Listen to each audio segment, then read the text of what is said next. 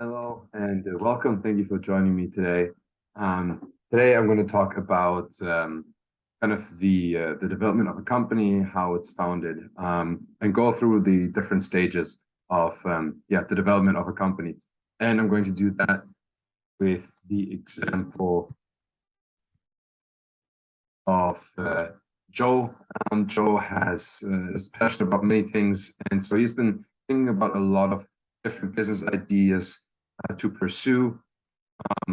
And first of all, Joe tries to organize all of these ideas into the potential and kind of analyzing a little bit more into the future um, of these ideas and the potential that they have.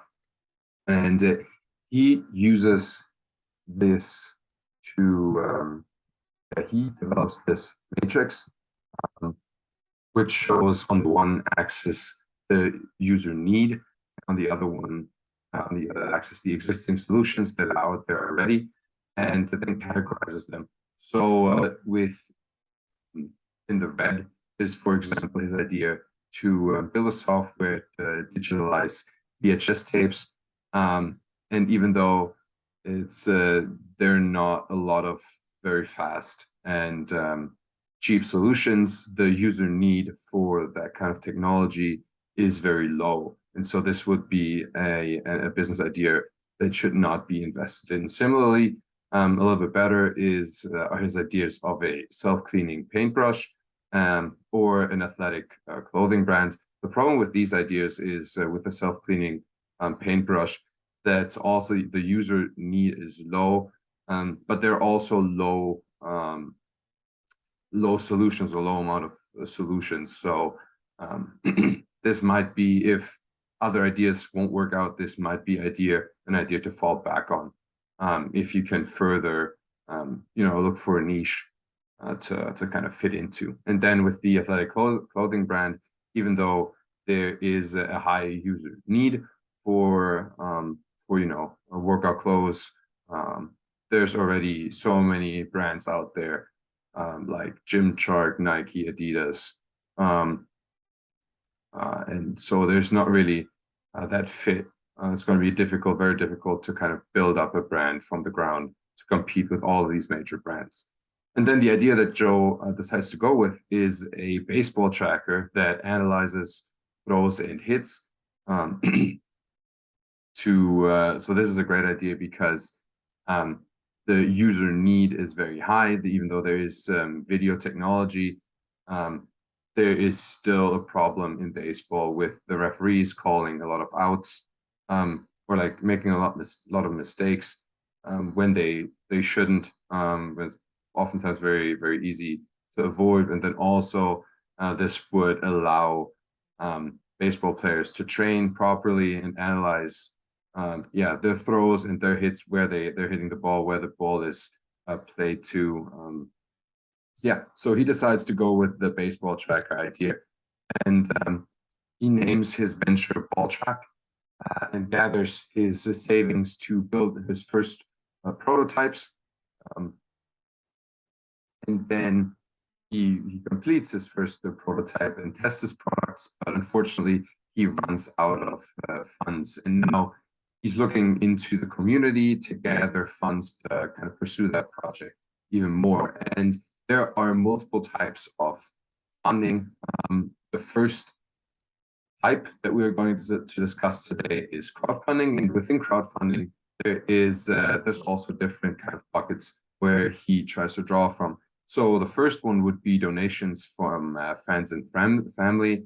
Then the second one is rewards based. So examples will be Kickstarter, Rocket Hub, or Indiegogo, where, for example, you are selling either the product already, or you're kind of rewarding your audience or your donors with, for example, a signed your signature on the product that you're selling, or different incentives and different stages that people can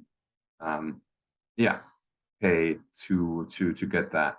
The next one would be the loan type of crowdfunding. So it's like a regular loan, except for it's not from the bank. So you get money, and then you have to pay that back plus interest. And then the last one would be equity, which is where you actually give up a portion of your business for investors to invest in. So then Joe has been kind of drawn from all of these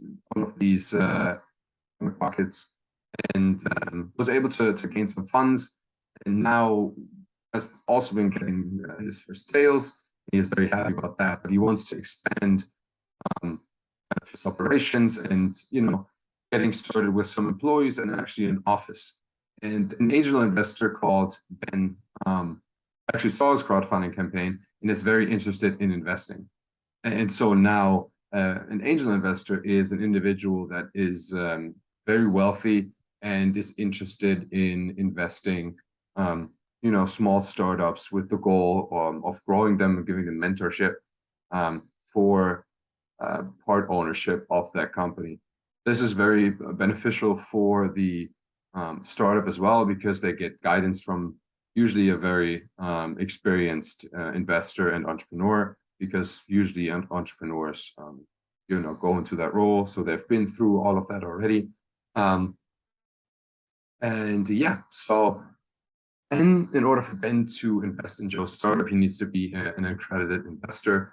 And an accredited investor is there are two possibilities. And one of them is to have a net worth exceeding $1 million, which does not include the primary residence, or if the investor has an income that exceeds $200,000 a year, or $300,000 a year as a household individual compared to the household.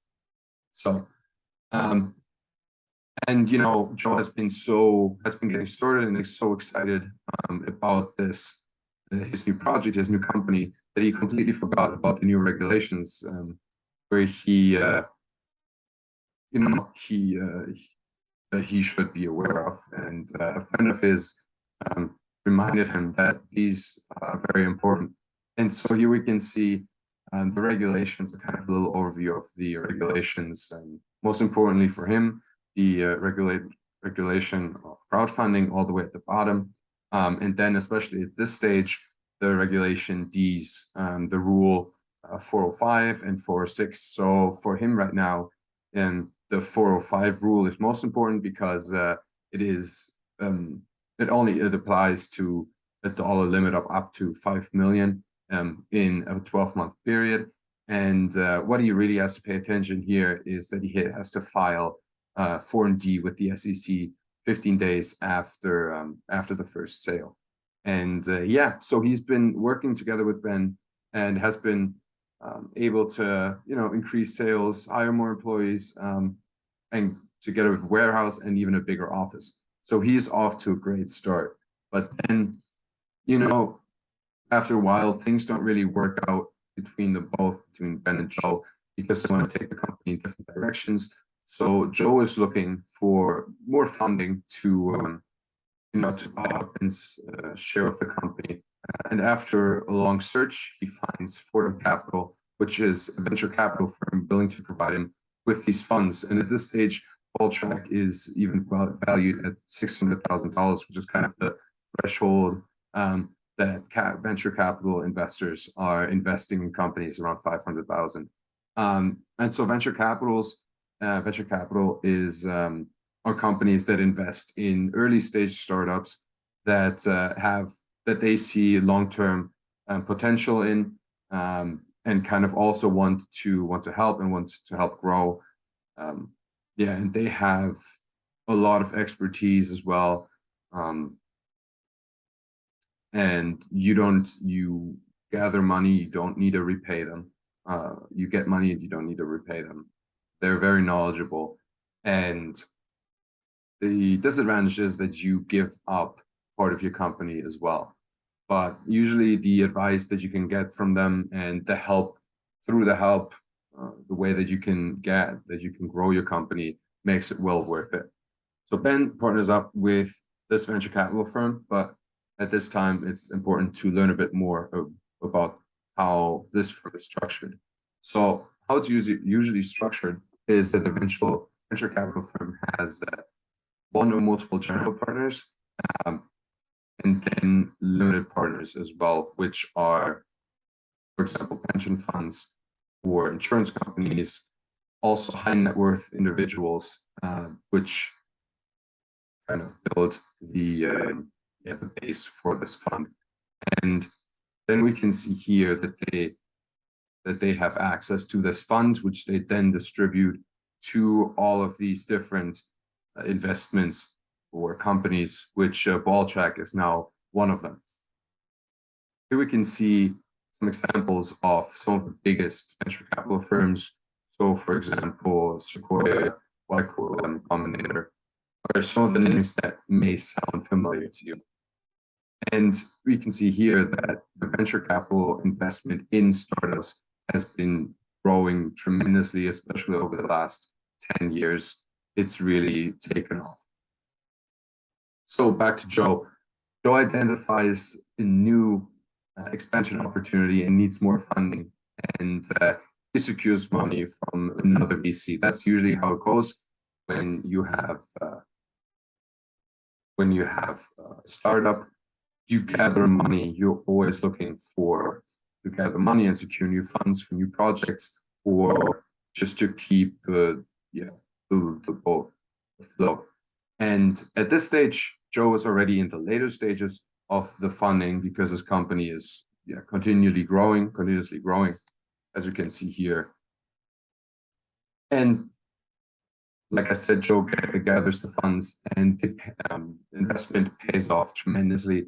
And Joe is Balltrack grows like crazy, and even gains the status of a unicorn startup. And a unicorn startup, many might have heard that term already thrown around, but the definition is that a unicorn is a startup company founded after 2003, which has a current valuation of more than $1 billion. Couple example are, for example, Uber or Airbnb. So a little bit more background about what or who unicorns really are. Unicorns nowadays are mostly in the fintech or internet and software space, and in the e-commerce space. Kind of a lot to do with technology and less with actual physical products. But Joe still made it. So yeah, Joe's not the only one. And especially in the last decade, the number of unicorns skyrocketed. We can see here that just from 2017, when there were 123 unicorns, it's already over 1,000 in just Q1 of 2022 or cumulative. It's grown tremendously. And these unicorns really take up a big space in the market, as we can see here. The aggregate value of these companies, makes them the second biggest, or would make them the second biggest company in the world. So very, very interesting. Now we have to ask ourselves, why are these companies worth so much, these unicorns? And there are multiple tricks that the startups use to incentivize investors to invest in those startups. So for example, we can go through 4 examples here. Liquidation preference, which means that investors will get their money back even if in the future the company is valued at a lower valuation. So there's literally no risk for these investors. Then the second thing are ratchets, and that means that investors receive more shares in case of an IPO of a company, which just multiplies the return that the investor gets on their investment tremendously. The next one will be the redemption right, and that would be kind of a little bit like liquidation preference, where the company is obligated to buy back the shares of this investor, and is obligated to do so, and that is another way for the investor to get their money back. And then seniority is the last one we're going to be discussing today, which means that the money that the startup receives from the investors has seniority when it's in case, for example, of a bankruptcy. So the people with the funds or whoever that has the seniority seniority status gets paid first, and then all the other people that contributed their money or have equity in that business will get their money later. So that means that they're going to get these people can be sure that they're going to get at least a big portion of their money back in case that investment fails. And with all these incentives, there is a bubble that's building because investors are able and so secure in their investment that they can inflate the price of the startup by a lot. And so that kind of builds up from funding stage, from each funding round, it just goes up, and the price gets inflated even more. So that's the reason why startups now or unicorns now are valued so highly and have so multiples that are extremely high. But that only lasts until the bubble bursts. So, for example, I've listed the top reasons here why startups fail. And I already said that there is, startups are always looking for money because they need to finance something. And if they can't find any more financing to even run their daily operations, they fail and become bankrupt.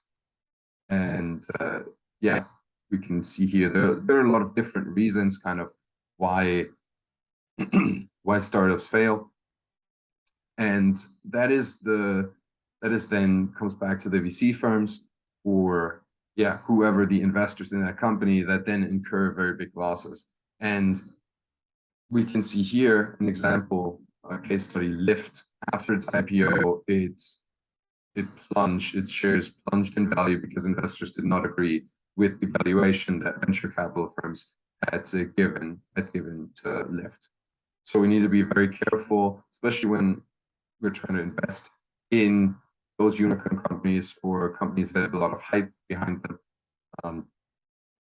We really need to be careful about calculating the value and what they're really worth. And if VC funds take in so many losses, the expected return on the couple investments that they're successful with really negates the losses that they incur in many other investments. And here we can see on the left-hand side that venture capital firms lose on return or lose money on half their investments, but the other half makes up for more than that. So for example, 5% of the investment, so 1 in 20 firms returns 3 or more times the capital that they've invested in it. And just this small percentage makes up for all the losses that they incur. So back to Joe.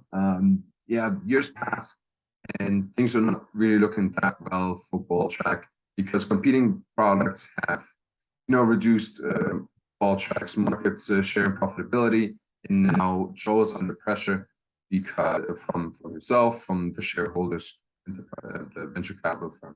And at a networking event, he meets someone named Judy, who is part of the Rev Investment Partners firm, which is a private equity firm. And she sees potential in BallTrack and wants to help him. And they're meeting up for a drink to discuss BallTrack further. So, but now Joe doesn't know what private equity really is. So he informs himself, and basically, private equity is those are companies that invest mostly in private companies, but also in public companies when they see that they're struggling and they see potential in the company. So they make an investment and kind of sometimes take over the company to make it more profitable and really pull out all the potential that company has to then later sell it for profit. And now those are kind of the differences between venture capital and private equity, that private equity mostly invests a little bit later in the process, whereas venture capital invests pretty early in very early stage startups. And private equity mostly invests in private companies, whereas venture capital, well, they're also private. Yeah, some examples of popular PE firms. That's the abbreviation of private equity is our Blackstone, KKR, the Carlyle Group. Many of us have heard of that before. So, with the help of Judy, yeah, her great plan to make a ball check profitable again, Joe was able to turn his business around and yeah, really, take off again. And it even goes so well that after some time, when investment partners suggests to yeah, IPO, when Joe really likes that idea. And now that we're going to talk a little bit about the IPO, so that means that a private company is being taken public. So they do that out of multiple reasons. First of all, to raise money for future investments or other things. And they also gain a lot of credibility and attract more talent and increase awareness of that company. And usually that works out for especially the owner to, a very high valuation of the company, and yeah, makes the owner pretty rich.